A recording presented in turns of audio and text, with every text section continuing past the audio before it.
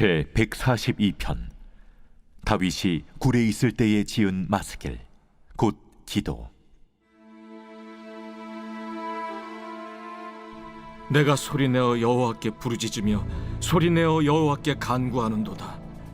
내가 내 원통함을 그의 앞에 토로하며 내 우환을 그의 앞에 진술하는도다. 내 영이 내 속에서 상할 때에도 주께서 내 길을 아셨나이다. 내가 가는 길에 그들이 나를 잡으려고 울무를 숨겼나이다. 오른쪽을 살펴보소서. 나를 아는 이도 없고 나의 피난처도 없고 내 영혼을 돌보는 이도 없나이다. 여호와여, 내가 주께 부르짖어 말하기를 주는 나의 피난처시요 살아있는 사람들의 땅에서 나의 분깃이시라 하였나이다. 나의 부르짖음을 들으소서. 나는 심히 비천하니이다. 나를 핍박하는 자들에게서 나를 건지소서. 그들은 나보다 강하니이다. 내 영혼을 옥에서 이끌어내사 주의 이름을 감사하게 하소서. 주께서 나에게 갚아주시리니 의인들이 나를 두루리이다. 새벽 영성 기도의 시간입니다. 오늘은 시편 142편의 말씀을 함께 나누겠습니다.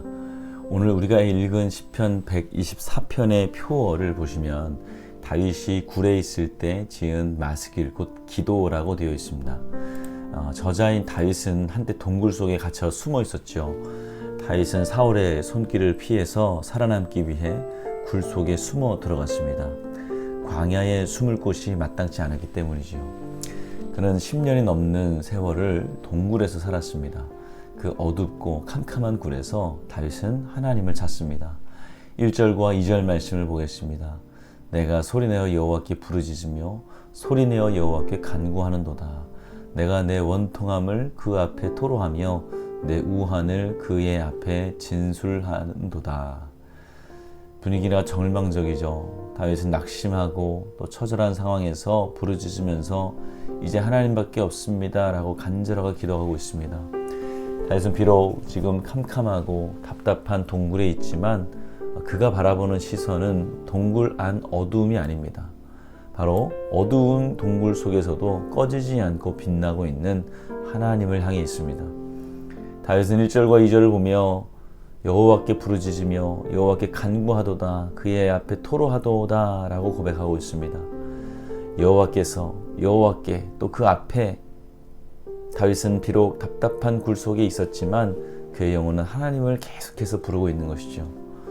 오늘 우리 인생도 다윗처럼 굴 속에 있다고 느껴질 때가 많이 있을 것입니다. 내 인생은 이 캄캄하고 어두운 굴 속에서 언제쯤 벗어날 수 있을까? 왜 나는 자꾸 이 굴 속에 들어갈 수밖에 없을까? 나도 좀 환하고 밝은 세상에 나가고 싶은데 라는 생각이 들 때가 있을 것입니다. 우리는 이런 상황을 맞이할 때 하나님, 주님을 찾아야 되는 것이죠. 사실 지금 내가 굴 속에 있느냐 굴 밖에 있느냐는 그다지 중요하지 않습니다. 중요한 것은 내가 어느 방향을 바라보고 있냐는 것이죠.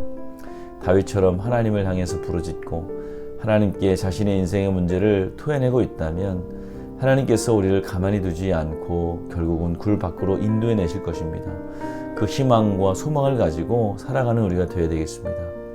그러면 하나님의 손에 이끌려서 새 삶을 보게 될 것이고 새 삶에서 하나님과 함께 영원한 평안을 누리게 될 것입니다. 다윗은 5절에서 이 굴은 하나님이 나에게 주신 피난처고 안식처라고도 고백을 합니다. 지금 있는 이 굴이 절망의 굴이 아니라 하나님이 나에게 주신 새로운 피난처고 안식처라는 고백이죠.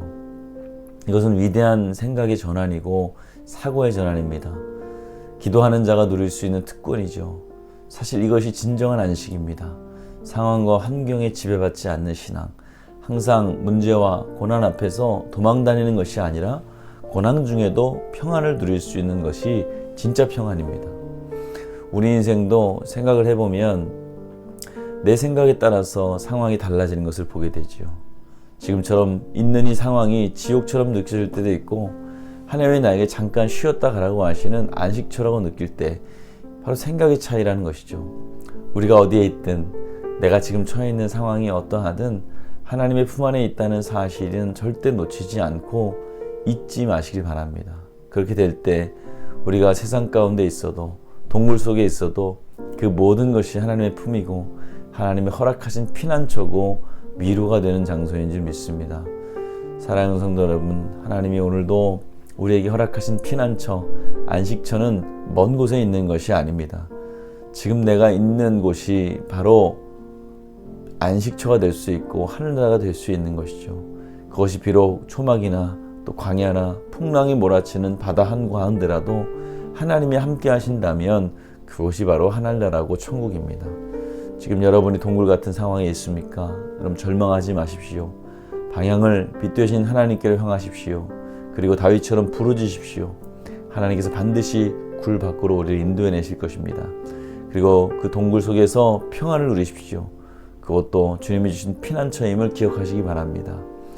오늘도 하루도 주님이 주신 모든 상황 가운데 하나님과 함께 동행하며 평안을 누리시는 저와 여러분들 되시기를 축복합니다. 오늘 월요일입니다. 나라와 민족을 위해서 기도해 주시기 바랍니다. 특별히 박태준 선교사님과 사모님의 건강 회복을 위해서 기도해 주시기 바랍니다. 기도하겠습니다. 사랑하는 하나님 아버지, 오늘 다윗의 고백을 통해서 우리에게 위로 주심을 감사합니다. 우리도 때로는 동굴과 같은 삶에 살아가고 있습니다. 답답하고 어둡고 힘든 시간을 보낼 때가 있습니다. 그러나 우리의 방향을 빛 되신 주님께로 향하게 하여 주시고 그 가운데 참된 위로와 인생의 해답을 얻는 성도들 되게 하여 주시옵소서. 하나님, 이 땅에 주의 복음을 세워주시고 모든 갈등과 분열이 사라지게 하여 주시옵소서. 경제가 회복되게 하시고 복음 전하는 선교 대국 되게 하여 주시옵소서. 담임 목사님 말씀 가운데 날마다 성령 충만 주시고 성령의 두루마기를 입혀 주시옵소서. 다음 세대들 믿음의 자리, 기도의 자리 떠나지 않게 하시고 가정마다 예배가 회복되게 하여 주시옵소서. 여러 가지 질병으로 마음의 고통으로 고통받는 성도들 기억하여 주시옵소서. 특별히 암투병 중에 있는 박오준 권사님, 이영숙 권사님, 박재순 권사님, 김세현 권사님, 류은영 권사님, 오유미 집사님, 황연호 집사님, 김영도 집사님, 정삼김 집사님, 박서연 청년, 류경민 청년, 신용원 청년 주의 손으로 안수하시고 나음을 얻게 하여 주시옵소서. 연로하신 성도님들 병들어 누워있지 않게 하시고 걷다가 주님 만나는 평안을 허락하여 주시옵소서. 예수님의 이름으로 기도합니다. 아멘.